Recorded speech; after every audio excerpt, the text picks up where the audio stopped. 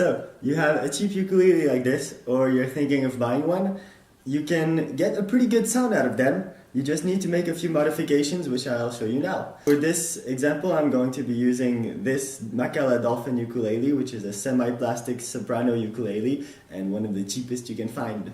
One of the first things you'll want to do when you get a new cheap ukulele is to change the strings, because simply the strings that come on a cheap ukulele are usually shite. And the difference is very noticeable. You get a much better sound when you change the strings. I use Aquila Super Nail Gut strings. Those are pretty cool. And over here I have a guitar string actually, so that I get a low G. If you want to see more about that, you can check out my other video where I compare different ways of getting a low G string in cheap ways on your ukulele. I like having low G in general. It gives more volume and more vibration, and more soul to the sound. You can oil your ukulele. The cheap Makala Dolphin ukulele is made of plastic, mostly, but has a wooden front. So anything that's made of wood can be oiled. Also, the fretboard is made of wood. To do this, you'll need a piece of paper, or a few pieces of paper, or a t-shirt is the best. Some white cloth. So I'll be cutting off a little piece of this old t-shirt. This is not fine, high-class ukulele care. There are special oils made for fretboards. That's not what I'm going to be using. I like using cheap olive oil. Some flutists use to oil their flutes, for example, and it's actually very nice and nourishes the wood. Keeps moisture away, so it protects your ukulele from humidity also. First, for the fretboard, I just put a little bit of oil on the piece of cloth.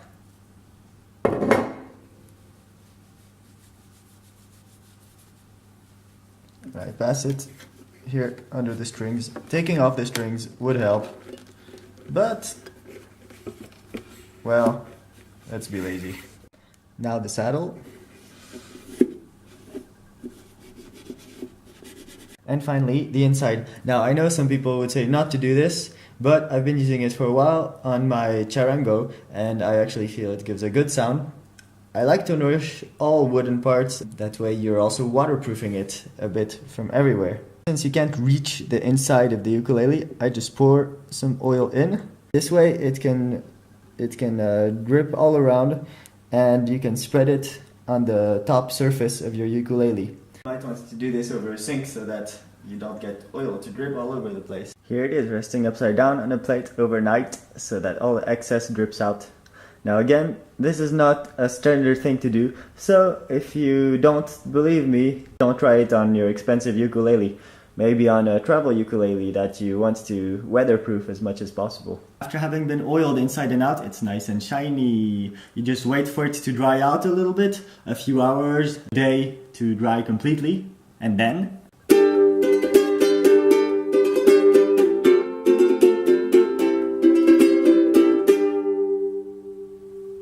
of course, tune your ukulele. You can do this using a little tuner like this, or do it by ear.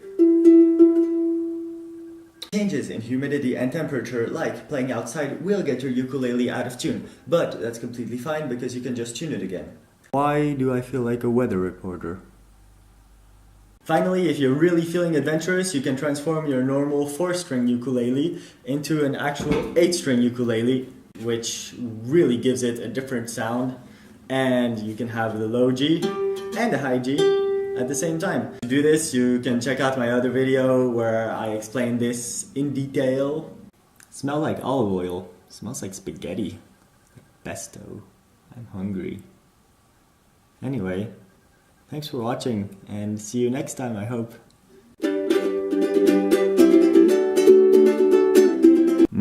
Pesto.